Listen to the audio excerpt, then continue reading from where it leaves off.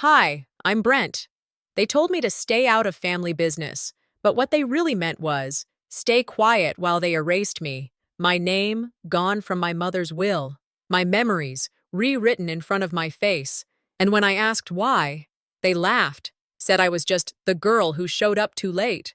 But I wasn't late, I was just too inconvenient. So I stopped waiting for their truth and exposed mine.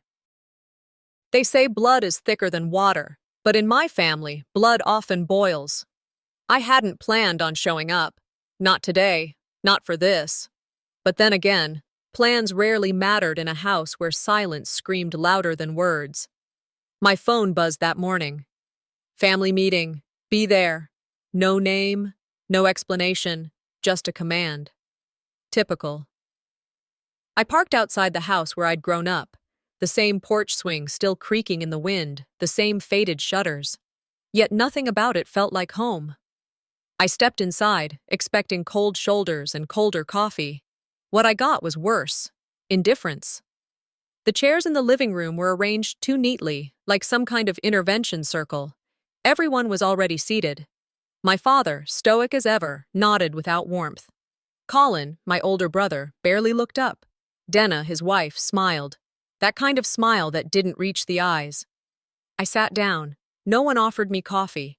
The air was heavy, polite, but sharp.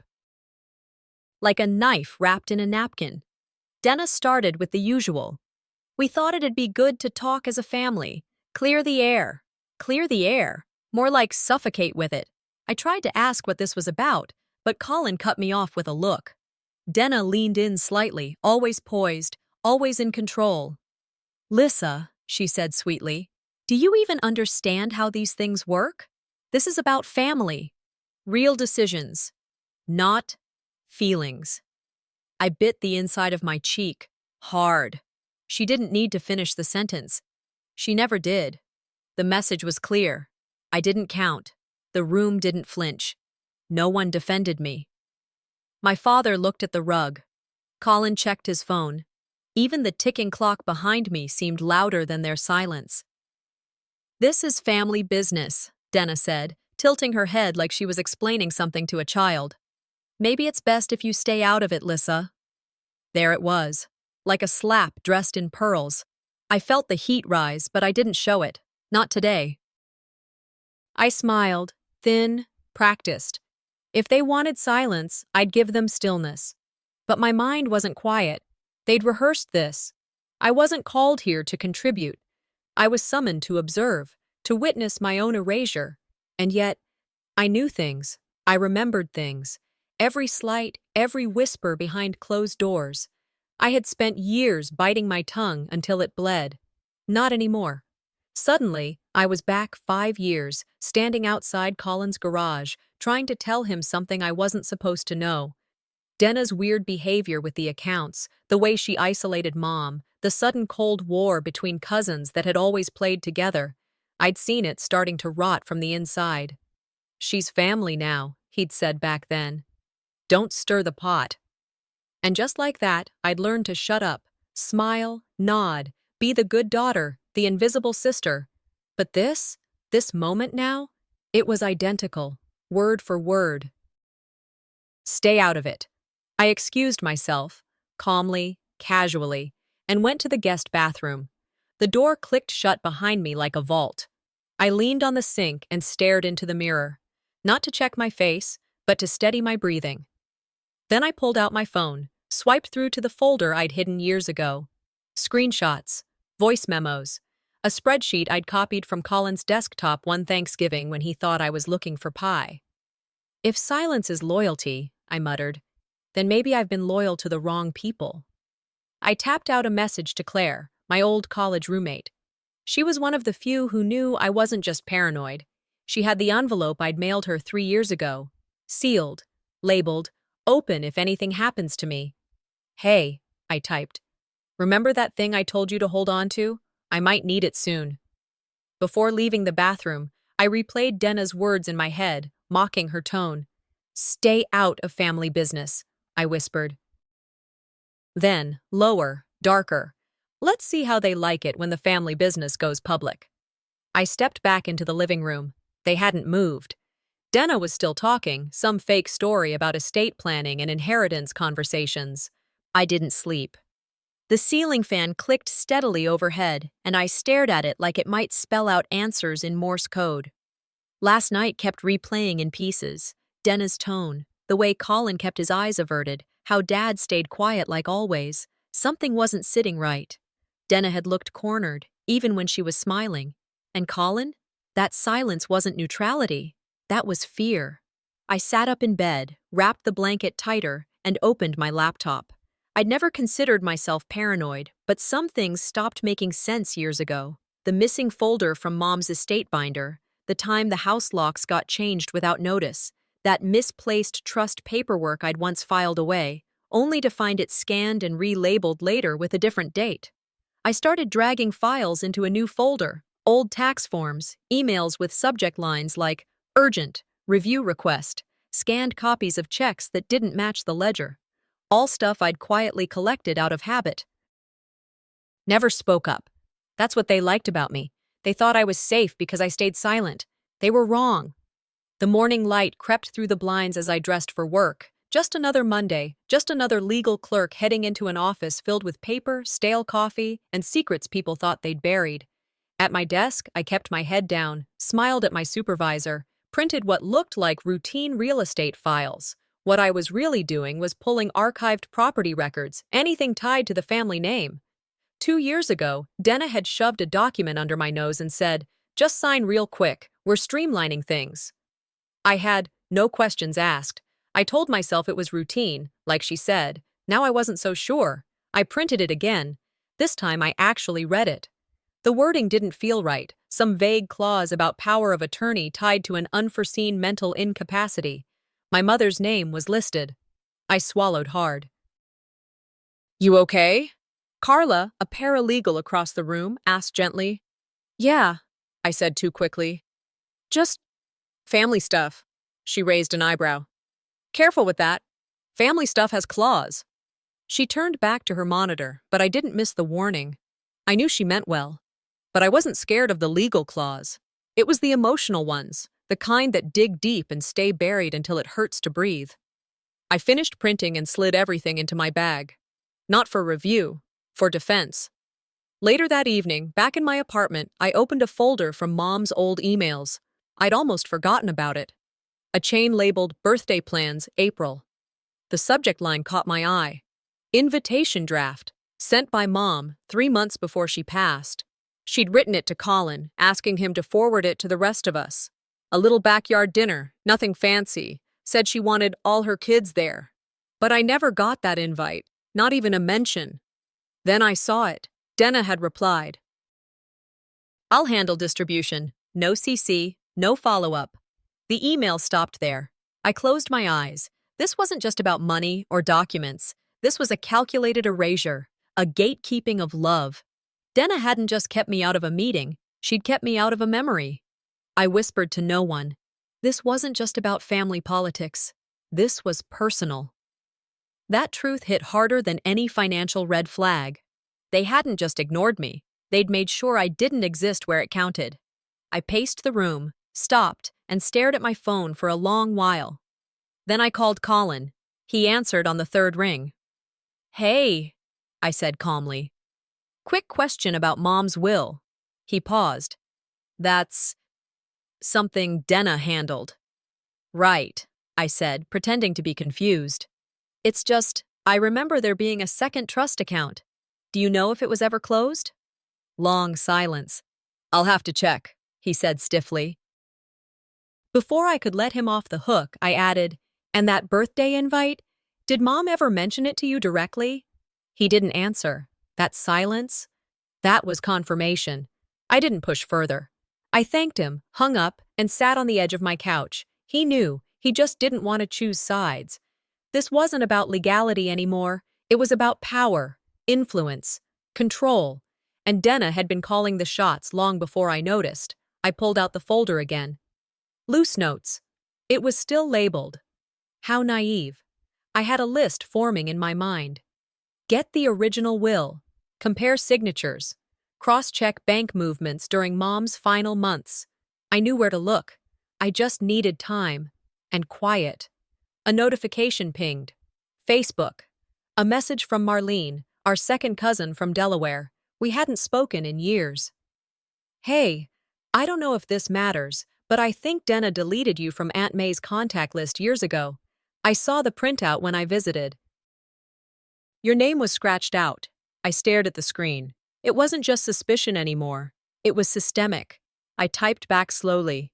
It matters. More than you know. And it did. I carried the silence from the meeting like a weight in my chest. In the quiet hours after Colin hung up, I stared at the ceiling thinking, what if I'm not losing relevance because I said nothing, but because they found it convenient that I did not speak? Their comfort in my silence had become its own pattern, woven into every conversation I never joined, every vote I never cast, every file I never touched. I pulled out my journal and started writing, not legal strategy, but a record of how I've been erased over time. At the community library that evening, I wandered among archive shelves under fluorescent lights. I meant to look up local zoning files or property maps, something neutral.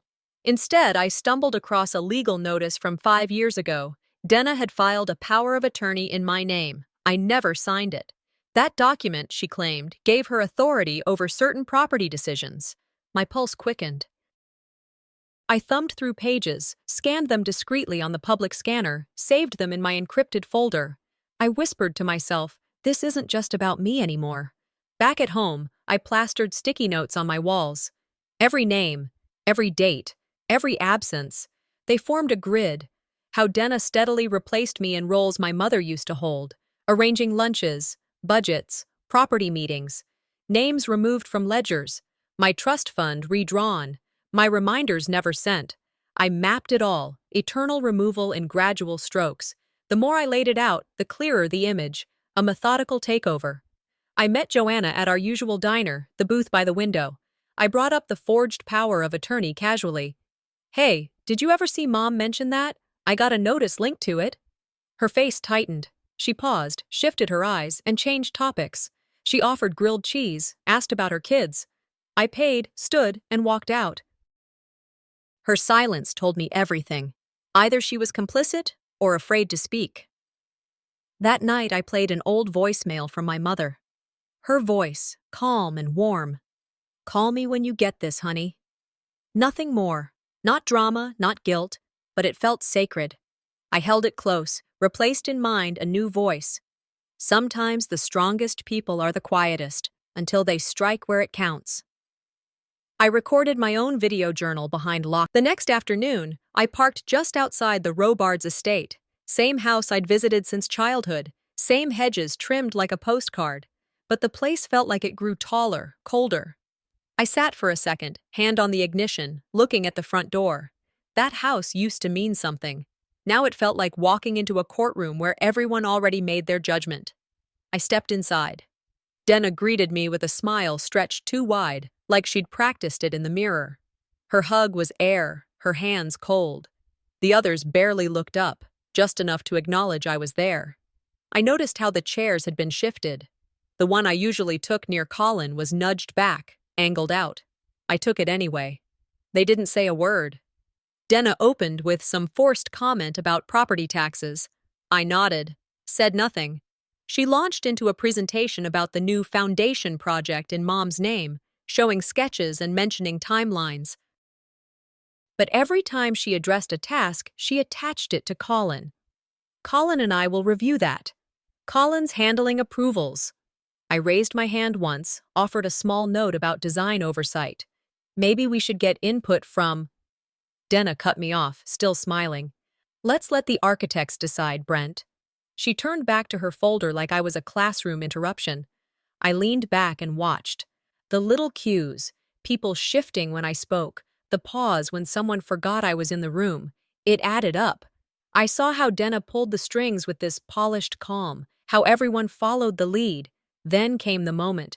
Denna stood, motioned toward the wall of family portraits. We've updated the display, she said cheerily. Everyone turned. I followed slowly. Where my photo used to hang, me and Mom at the old garden party, it was gone, replaced with a new one. Denna, Colin, and their kids posed on the same bench, same lighting, same backdrop.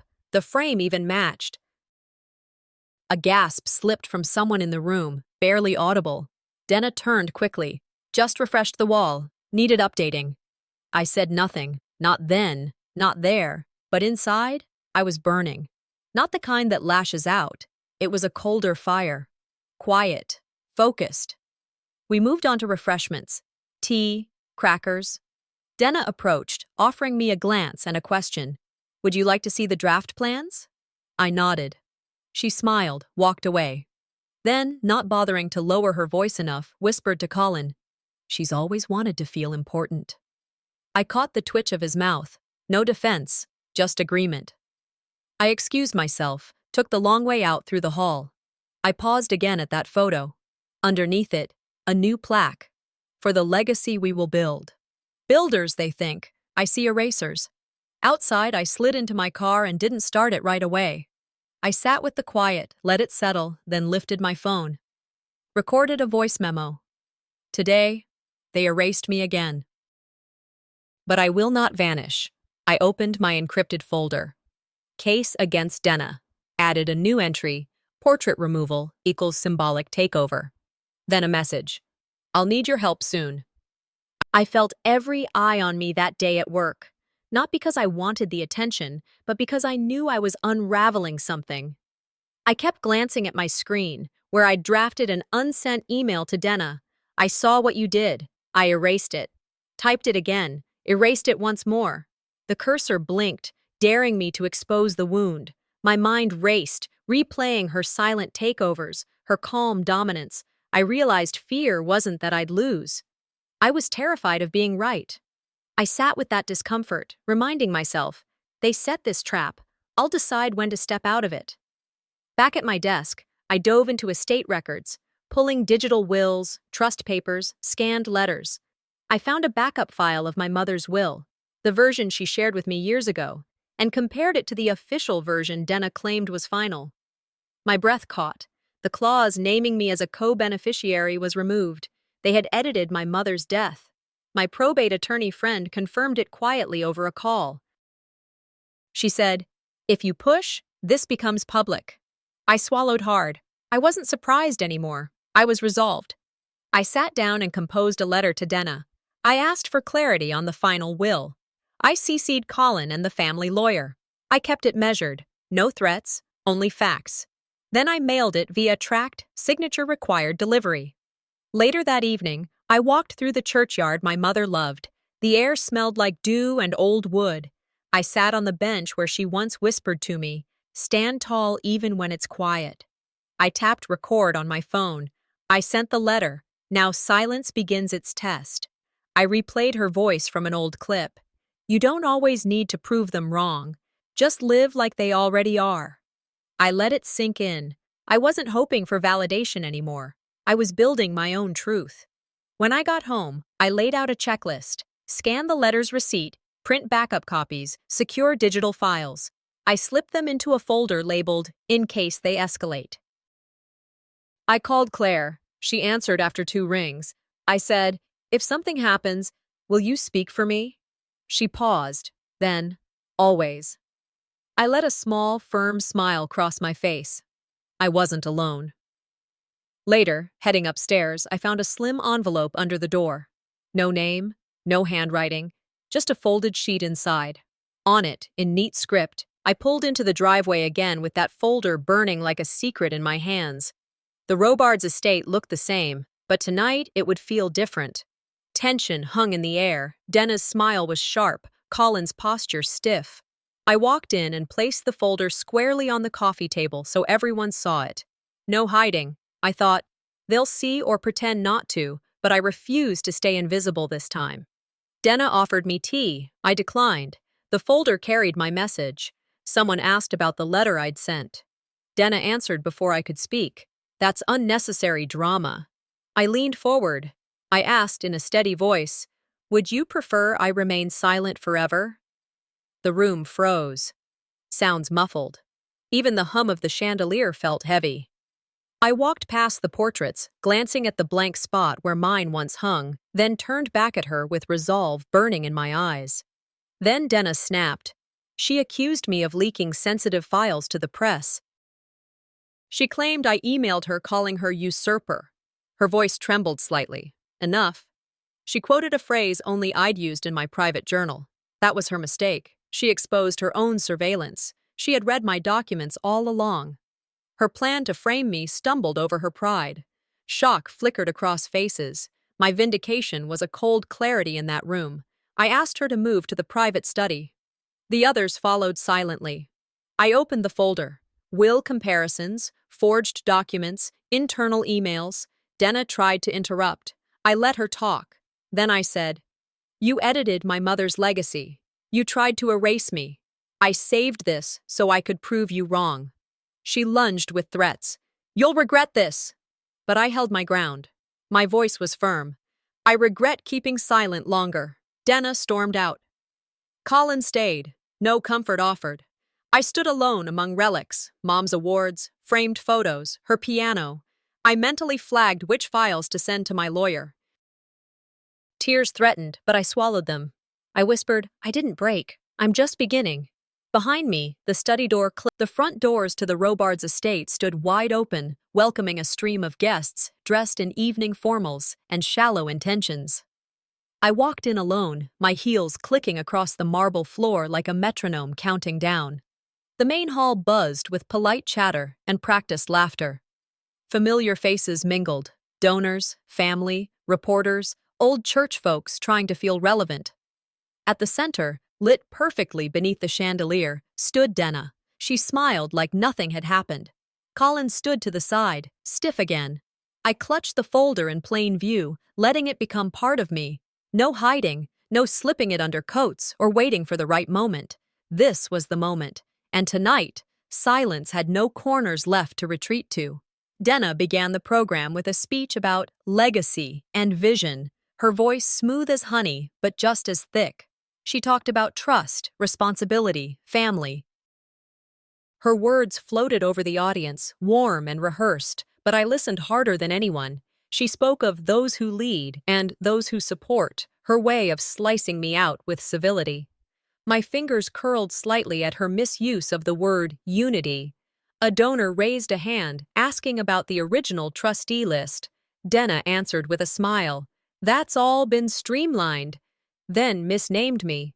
She said my name, but not my name, a version of it, as if she couldn't quite remember or didn't care to. That was the moment I felt it, a slip. She wrapped her remarks and gestured toward the podium again. "And now," she said sweetly, "we'd like to invite someone close to our hearts to say a few words." She didn't call me her sister. She didn't even say my name, just, "Our guest." Polite applause. A few heads turned, confused. I stood. I stepped to the podium and let the weight of the room settle. I said, "I've called your bluff many times, but tonight I brought receipts."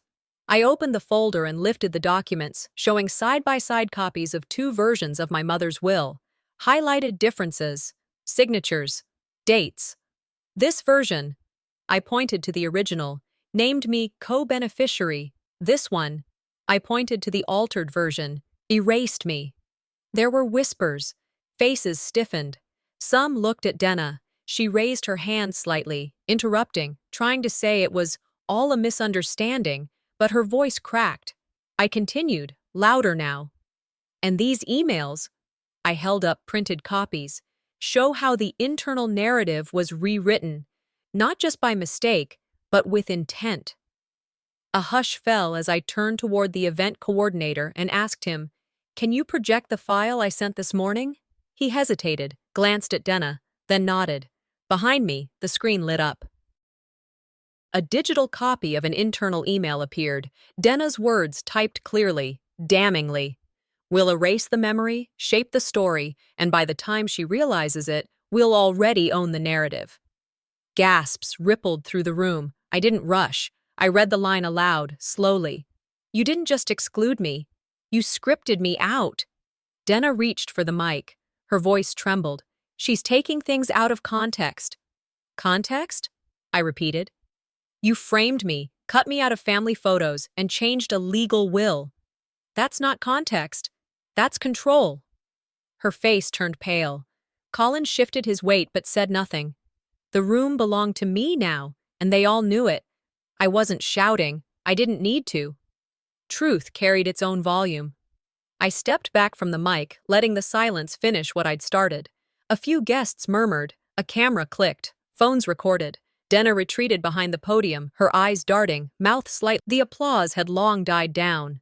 Most guests filtered out quickly, murmuring to each other like they didn't want to be heard but needed to talk.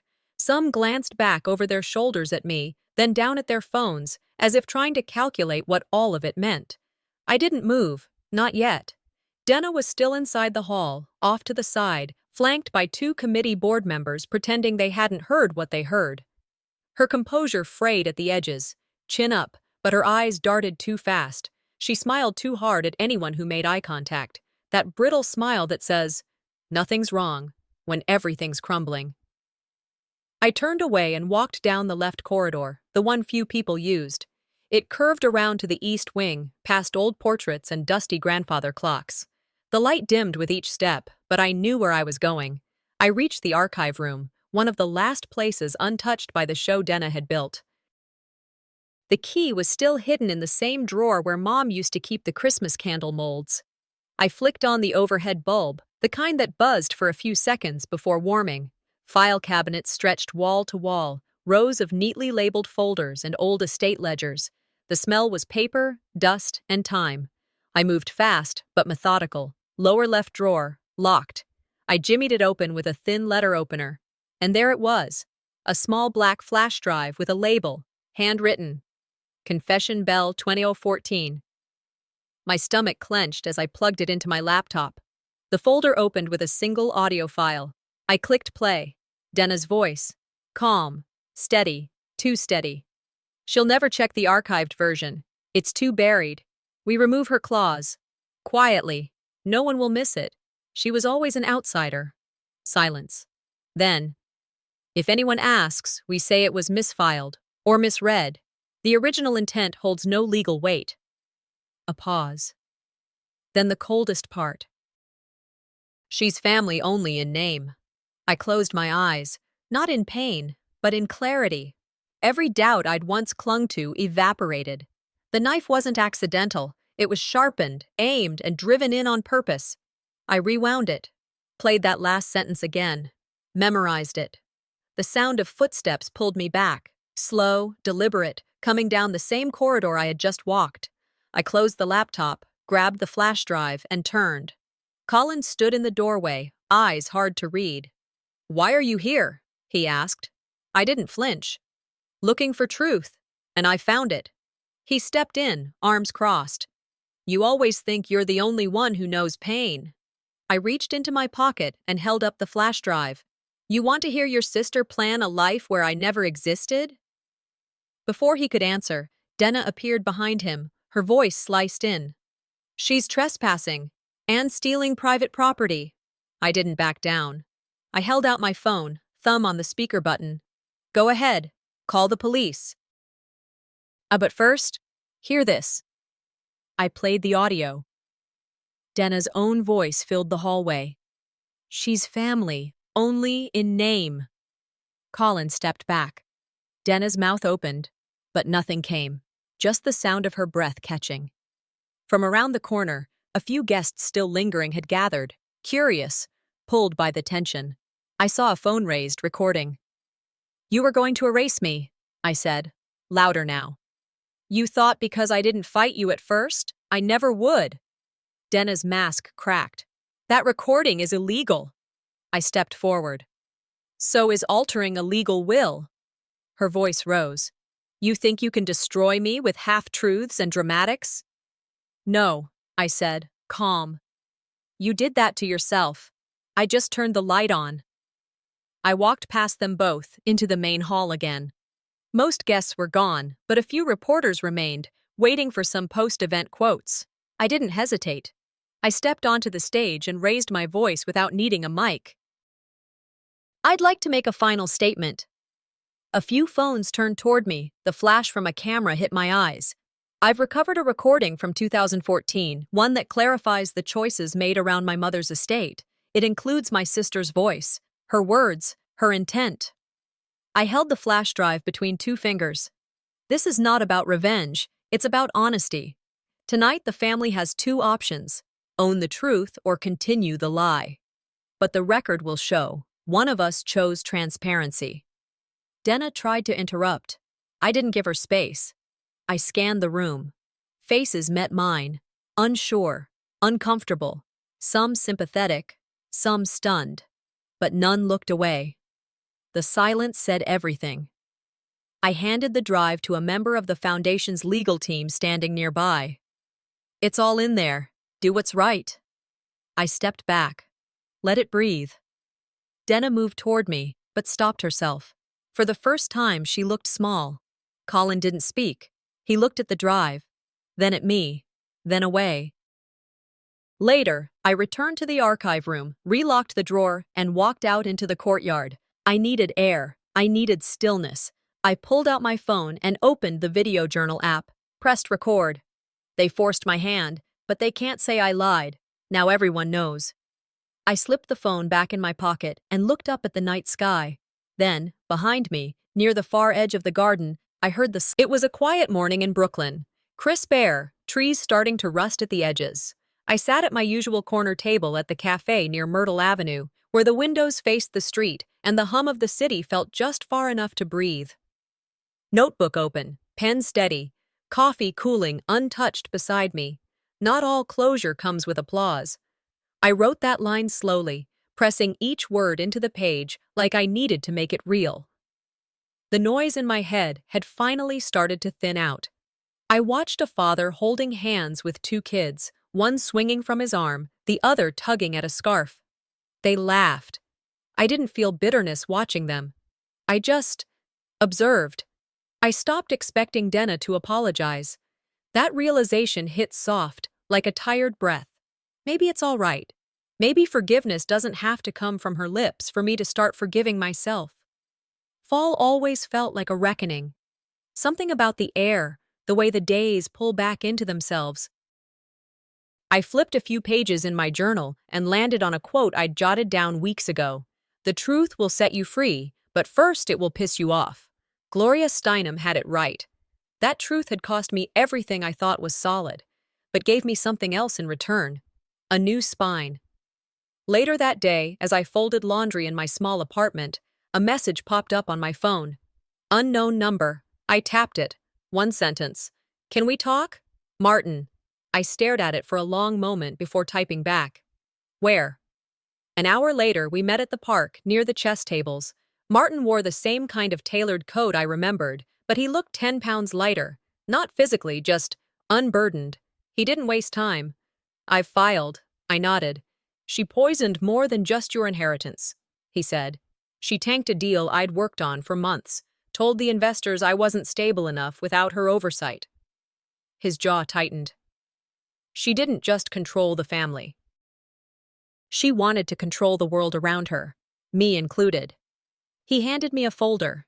Inside, financial statements, dated emails, screenshots, all backing what I'd suspected, but never had in black and white. I met his eyes. Why now? Because someone finally stood up to her, and it worked. I didn't thank him, not yet, but I did say, "Took guts." He nodded. "Took you first." By the end of the week, I was standing outside the law firm I used to think of as Denna's playground. But I wasn't here for her anymore. I was here for something bigger. The receptionist remembered me, blinked twice. "Miss Grace?" "Just Brent," I smiled. "I'd like to set up a charitable foundation in my mother's name." 3 weeks later, the Helen Grace Fund was active, built for women who'd been quietly written out, pushed aside, manipulated out of what was theirs. Not just inheritance, dignity, safety, family.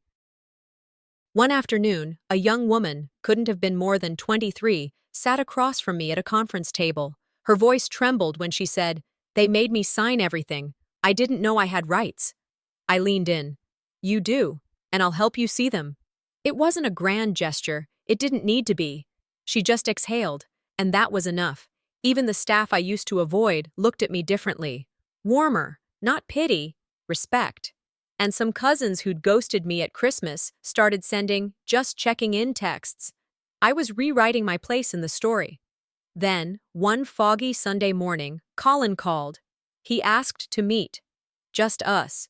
We walked the old trail near the estate, leaves crunched underfoot. He spoke first. I owe you more than one apology. I waited. I didn't just stay quiet, he admitted. I helped her draft some of the edits. I was scared. Scared of losing what little I had left in the family. I thought going along would keep me safe. And did it? I asked. He looked away. No. Silence stretched between us. Not bitter, just heavy. You want forgiveness? I said finally. Prove it. He nodded. I'm testifying. Estate review hearing next month. I'm putting it all on record. I paused. Then, that's a start. Later that night, I was home again. The city buzzed outside my window, muffled by closed blinds. I sat on the couch, placed my journal beside a photo of Mom, her arms around a 10-year-old version of me, both of us laughing at something out of frame. I whispered, I don't live there anymore, but I remember. The phone buzzed. An email confirmed. The Foundation's first scholarship recipient, approved. I closed my eyes, breathed in that moment. Then I stood to turn off the lights. A soft slide echoed across the floor. I turned just as a letter slipped under my door, sealed in black wax.